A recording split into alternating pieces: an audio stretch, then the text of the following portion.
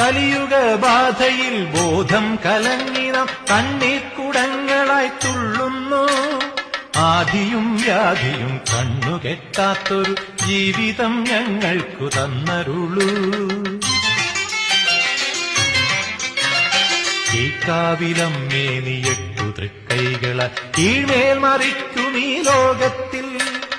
ആശ്രയമരുളൂ, അഭയം നൽകൂ, ആനന്ദ ഭൈരവി ബോധമുണർത്തൂ.